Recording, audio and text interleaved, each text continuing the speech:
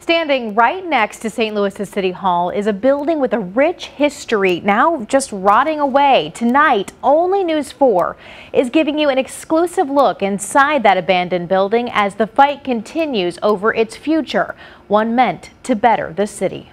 And it's just in complete disrepair.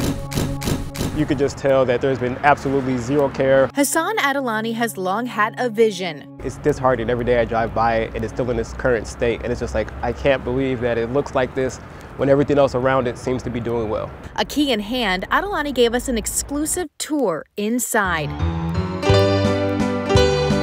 Built more than 100 years ago, the old municipal court building was designed by famous St. Louis architect Isaac Taylor. Among his other achievements, the 1904 World's Fair.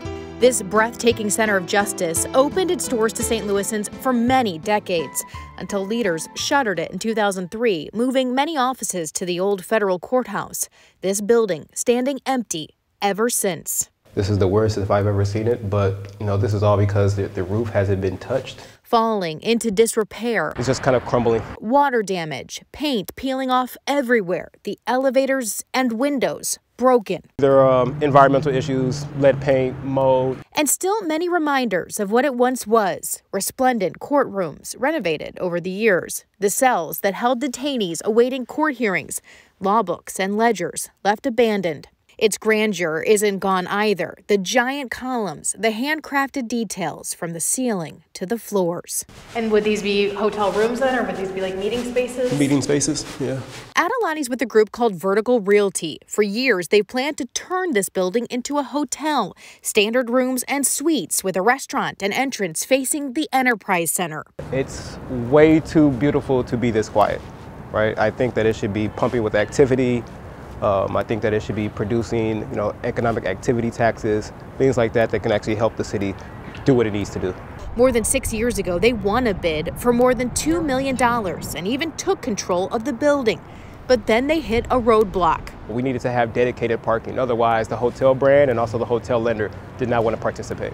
So they and other partners offered to buy the Upper City Hall parking lot just behind the building, add a new garage and retail space, all for another $2 million to the city's coffers. It's just been radio silence for pretty much the past 2 years. But Adilani says the city's done an about-face. We believe that the value of the property is in the range of $12.3 million. In a parking commission meeting last year, the treasurer's office, which controls parking, including the Upper City Hall lot, said the spot was worth much more, and they expressed other serious concerns.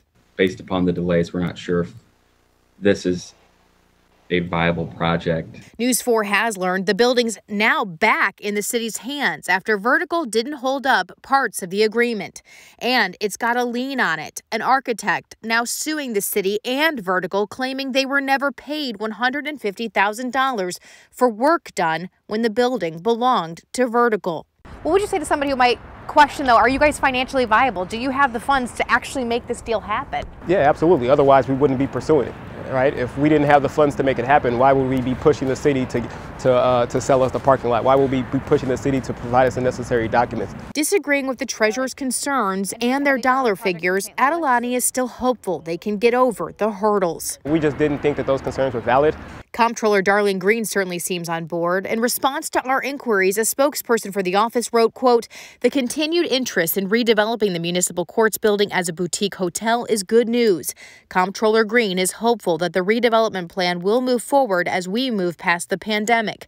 We are confident city leaders working together with the developers to iron out all the details, including parking, will be a win-win for everyone." We don't know if it's malice or we don't know if it's malfeasance.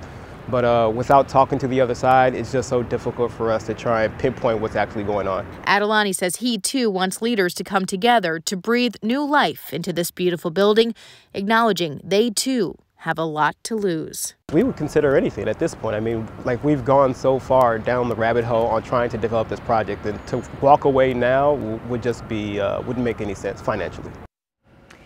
Natalani wouldn't comment on that architect's lawsuit. We wanted to talk with the treasurer for this story, but instead we received a statement that reiterated they are opposed to selling city-owned property that they say is under $10 million under market value. They think it's worth a lot more. So that building hasn't been used in almost 20 years. Personally, what was it like being inside of that building? I mean, it was really, really neat in a lot of ways. I mean, it's really beautiful. It's kind of eerie as well. Yeah. I was just really struck by all the ornate details there. They just don't make buildings like that anymore. But it is kind of getting sad, too. It's really falling into disrepair. And a lot of people might say, you know, we don't really need another hotel downtown. There's also these ongoing hurdles, so it might sit empty for quite a few more years to come. Yeah, and it sits in such a prominent part of our downtown right next to City Hall. Very interesting. All right, Lauren, thank you.